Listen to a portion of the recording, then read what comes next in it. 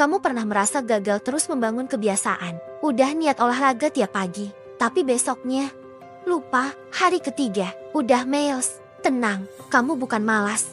Kamu hanya belum tahu rahasianya. Di video ini, aku akan kasih kamu satu ilmu dari Profesor Stanford yang bisa bantu kamu membangun kebiasaan baru tanpa paksaan, tanpa stres. Rahasianya bukan motivasi, tapi sesuatu yang jauh lebih kecil dan lebih powerful. Namanya Tiny Habits. Sebuah metode revolusioner dari B.J. Fogg yang bisa bantu kamu membangun kebiasaan baru dengan mudah. Intinya sederhana. Jangan mulai dari yang besar. Mulai dari yang paling kecil. Bukan 1 jam olahraga, tapi 1 push up. Bukan baca 1 buku, tapi 1 halaman.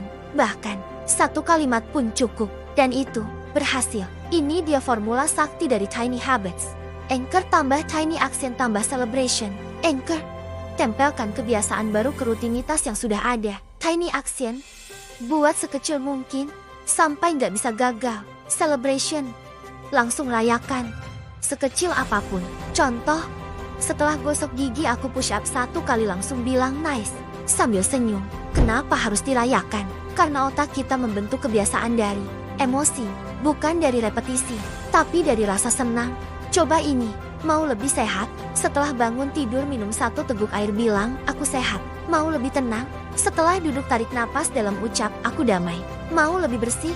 Setelah masuk kamar lipat 1 baju tepuk tangan. Kuncinya, jangan fokus ke hasil. Fokus ke kebiasaan kecil yang konsisten. Ingat, lakukan dulu, biarkan tumbuh.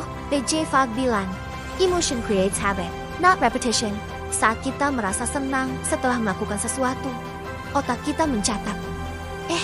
Ini enak, kita ulang lagi yuk. Jadi jangan nunggu semangat, bangun sistemnya, bikin kebiasaan yang terlalu kecil untuk gagal. Dan rayakan tiap berhasil, karena di sanalah keajaiban terbentuk. Tiny Habits itu powerful karena tidak mengandalkan motivasi, tidak butuh energi besar, dan konsisten.